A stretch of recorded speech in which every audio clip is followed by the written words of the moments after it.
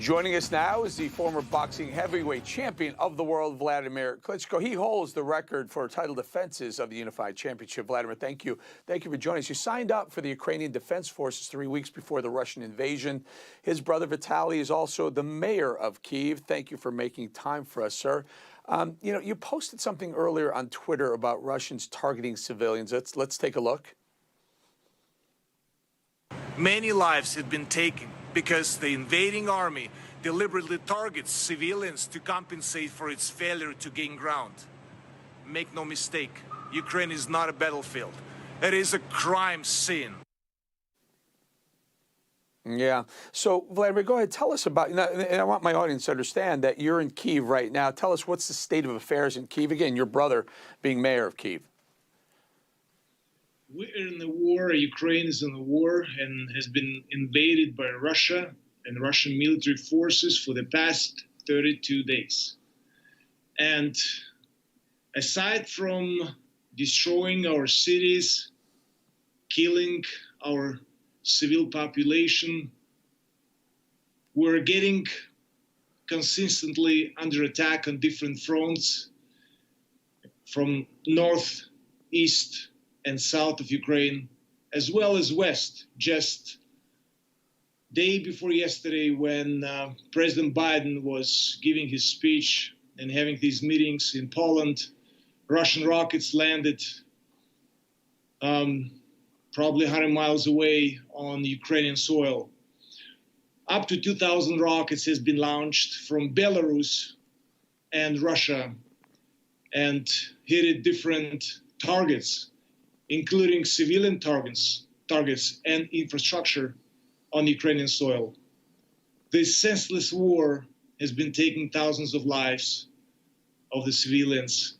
And this is basically with cluster bombing, phosphoric bombs, and more. It's just a genocide of the Ukrainian population. According to Russian propaganda and statements, Ukraine was just a mistake of the history. So, and then after all, when you're getting all the civil population getting destroyed and killed, this is a pure genocide, what is happening in Ukraine. So I want to talk to you a little bit. Everyday life. Allow me to talk to. Let me talk to you a little bit about this. There's a Russian commander named where is his name, guys? Mikhail Midzintsev, who's known as the butcher of Mariupol because it is said, the Ukrainians say, that he ordered the bombing of that maternity hospital that we now know the woman and her baby have died at, and several others have died at. So this is the butcher of Mariupol. What are your thoughts of this, man? What's the message to Russia, Putin, and the butcher of Mariupol from Vladimir Klitschko? The message is clear. This is a war crime, what Russian army with the Russian government and the Russian President Putin is doing in Ukraine. This is mass murder.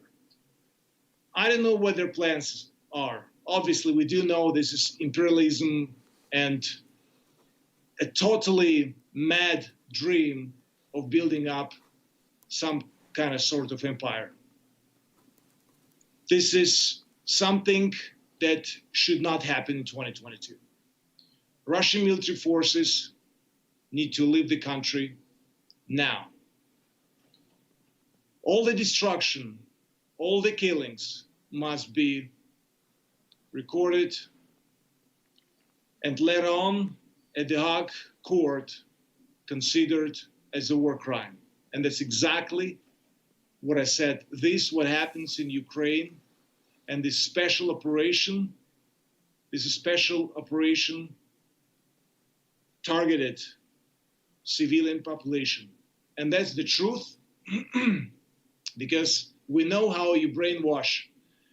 For the past, we've been observing it, also internationally, with Russian propaganda, all the different Russian channels, media that sponsored, financed by the Russian government, brainwash its own population and people around the globe.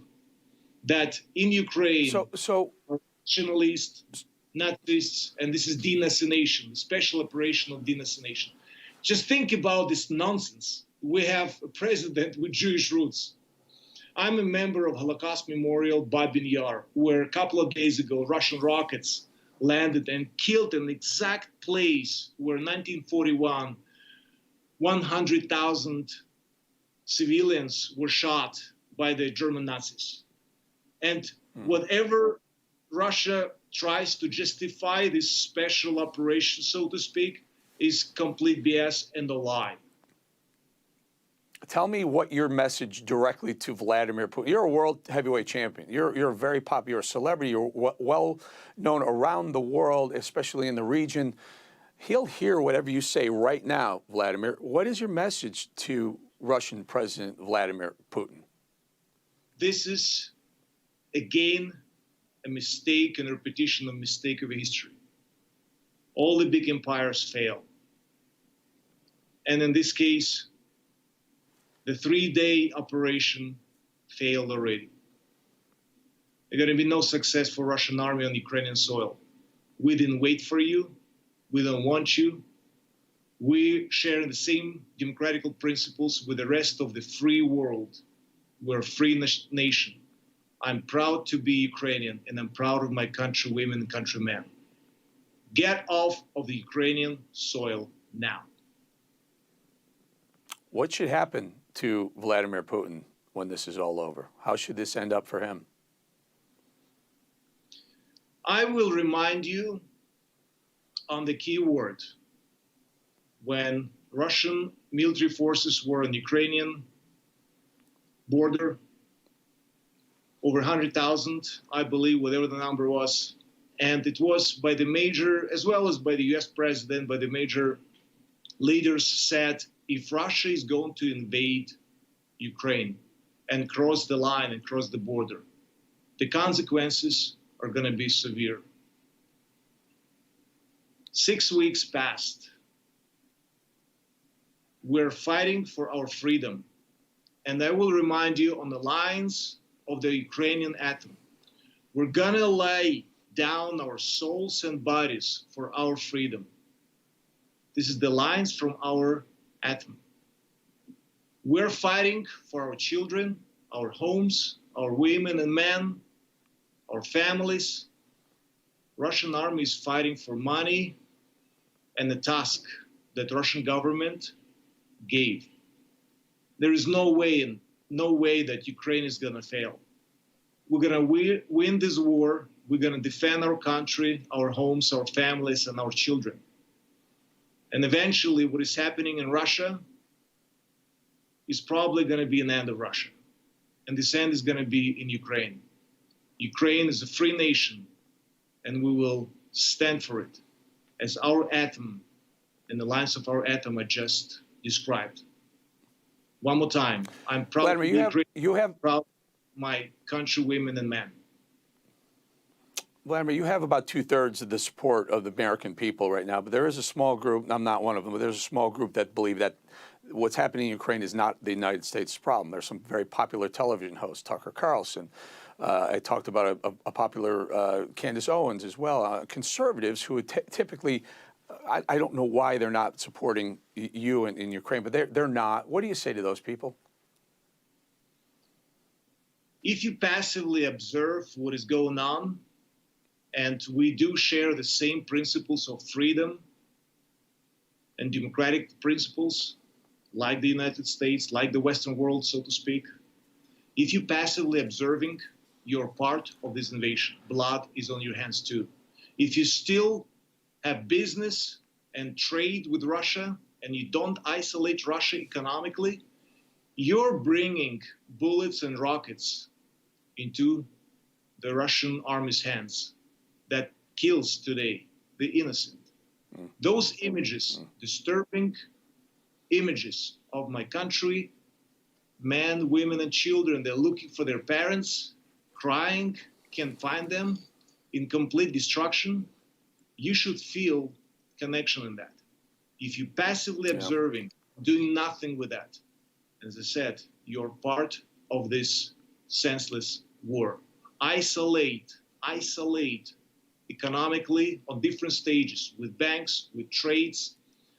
A spill of oil is a spill of blood on the Ukrainian soil. You should think about it, you should know it, and you should act now.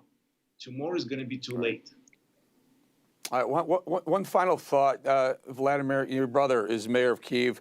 There have been several mayors in Ukraine who've been kidnapped.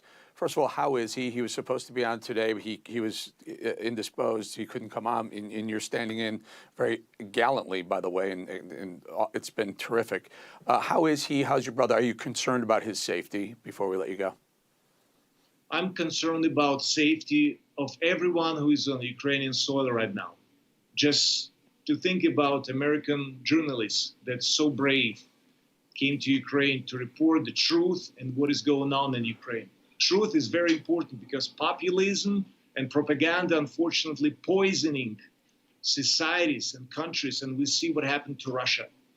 And I just want to say thank you to those people who are not afraid. I'm concerned about their safety, about everyone's safety, but I'm so thankful for all the journalists and everyone who is on Ukrainian soil and reports from the first hand. And my condolences to the family of lost American journalists. Very good. Vladimir Klitschko, thank you so much for joining us. And we'll be talking to your brother later on in the week. Thank you. Keep on supporting us. Thank you for your support. It's never enough. We do here. We do on this show. You got that right. Vladimir Klitschko, everyone. Thank you.